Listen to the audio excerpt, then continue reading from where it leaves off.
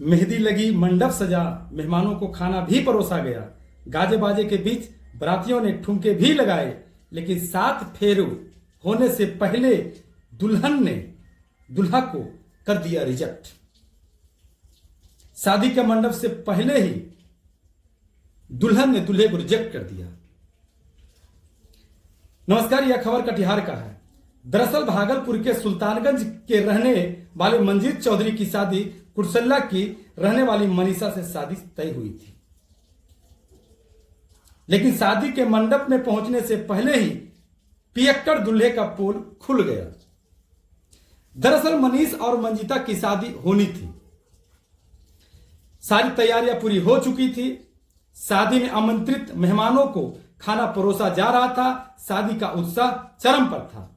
गाजे बाजे के बीच दुल्हन के घर वालों बारात आने का इंतजार कर रहे थे, लेकिन बारात विवाह स्थल तक नहीं पहुंच सकी, जिससे लड़की वालों की चिंता और बेचैनी बढ़ गई कि अभी तक आखिर बारात क्यों नहीं पहुंचा।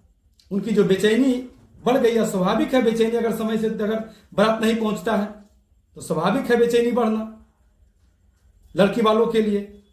बहुत खोजबीन करने के बाद पता चला कि दुल्हा बाबू नशे की हालत में बेहोश है। बहुत खोजबीन करने के बाद लड़की वालों ने पता किया कि आखिर इतना देर होने का कारण क्या है। कारण पता चला कि नशे के हालत में लड़का बेहोश पड़ा है।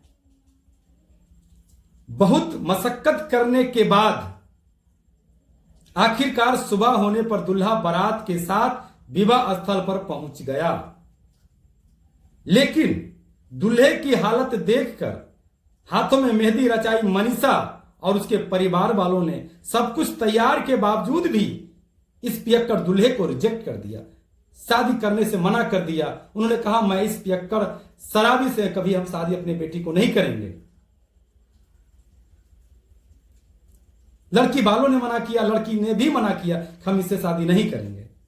शादी करने से इनकार कर दिया और शादी के आयोजन में किए गए खर्च के एवज में बाराती लड़के के पिताजी को बंधक बना लिया कि जितना खर्च शादी में हुआ है उसको आपको भरपाई करना पड़ेगा, क्योंकि आपका बेटा पियक्कड़ है, उससे हम शादी कर नहीं सकते हैं। इसके एवज में जितने भी बाराती थे, पिता थे, सभी को उन्होंने पियक्कड़ दूल्हा को बंधक बना कर दिया और जितना भी शादी में खर्च हुआ उसकी मांग करने लगे लड़की वालों ने। उन्होंने कहा कि जो खर्च है वो हमें दे दीजिए, क्योंकि हमें शादी करना नहीं है, क्योंकि पियक्कड़ अभी ही इतना पियक्कड़ है तो शादी के बाद क्या होगा। उन्होंने मना कर दिया कि हमें इस लड़के से शादी नहीं करना है। लड़की भी मना कर दी। अंततः 4.5 लाख रुपए देकर पियक्कड़ दूल्हा और बाराती को छुड़ाया गया। मतलब जितना खर्च हुआ था और जो दहेज वगैरह वगैरह जो दिए थे सब देकर दुल्हा और दूल्हे के पिता को फिर छोड़ दिया गया।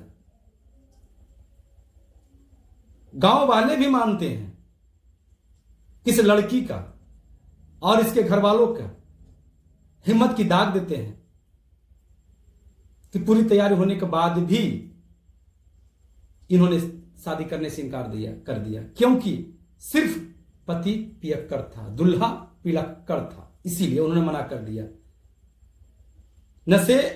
नशेड़ी दूल्हा और उसके पिता ने भी पूरे मामले पर अफसोस जताते हुए उन्होंने कहा कि यह शादी टूटने का कारण है। लड़की वालों ने स्वागत भी किया, लेकिन शादी के लिए लड़का बारात नहीं पहुंचा।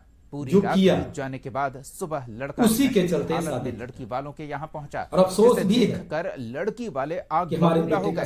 लड़की सारी तैयारियां मना कर दिया। गांव वालों ने लड़का समेत बाराती को बंधक बनाकर खर्चा देने की मांग की है। बगैर शादी बगैर दुल्हन के दूल्हा को लौटा कैसे शादी। और गांव वाले क्यों लड़का नशा किया? उनका तारीफ बेटी हो तो ऐसा हो, घर वालों को ऐसा था।